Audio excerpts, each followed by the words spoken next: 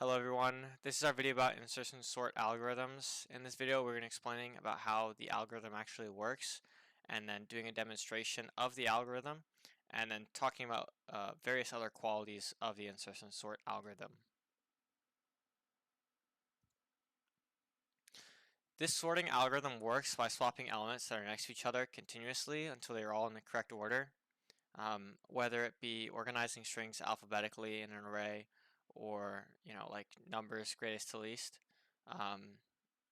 This algorithm can do various sorting for any type of variable.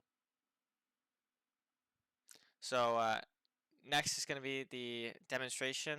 We did this in Overwatch with a couple of our friends. We just kind of showed you with these circles, with this being the starting order, and then as you can see the correct order is at the end, and that's what we'll end up doing, and it'll just kind of show you how the different um, like words, but in the game they'll be colors, are sorted alphabetically as if they were strings in an array.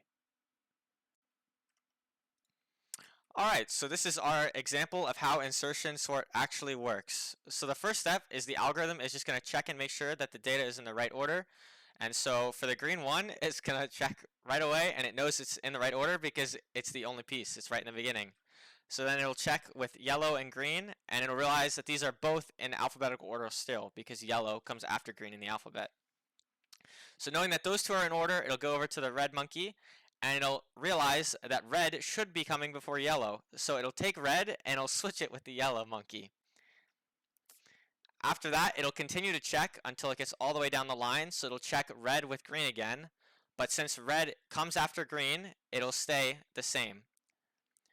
Next, it'll go all the way to the end to the blue monkey, the only one that's left, and it'll do the same thing where it checks with each of the data pieces. So first, it'll check the blue with the yellow, and it'll see that blue becomes before yellow in the alphabet, so they'll switch again. Next, it'll do the same thing over again. It will check the blue with the red and realize that the blue should become before the red alphabetically, so it'll take the blue monkey and it'll move it in front of the red monkey.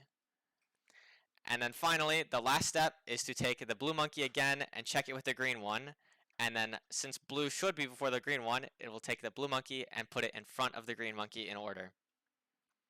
And that is how insertion sort works.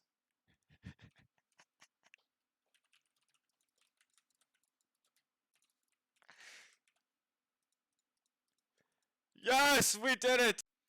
Alright, and now we're going to go on to the rest of the presentation where we talk about the best case runtimes, the worst case, the averages, and then stuff like stability and storage as well.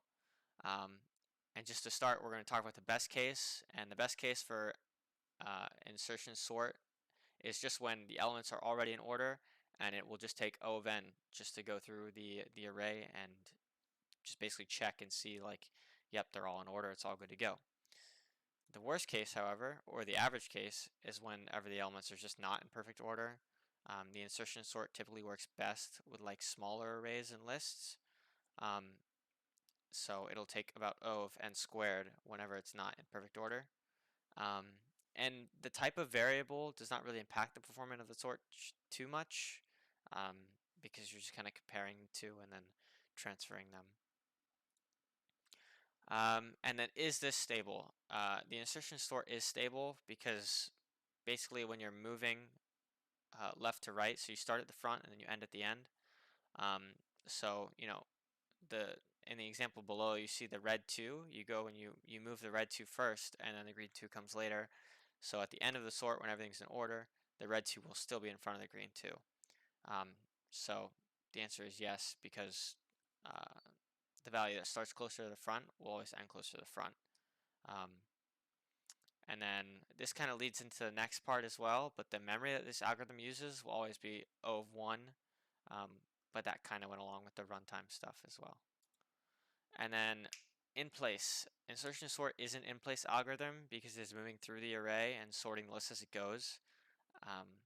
So it's just kind of going through and switching places on the array instead of making a whole new array or using lots of other memory from elsewhere. And really at most, this sorting algorithm will really only use one temporary value to help you switch the variable positions.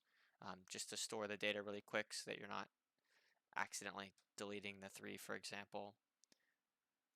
And then for the fun fact, I just came and I found the origin of the name online.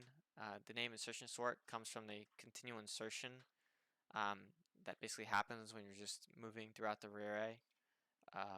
So yeah, it's pretty self-explanatory, but that's something cool that I found about it online. But yeah, that's our presentation. Thanks for watching.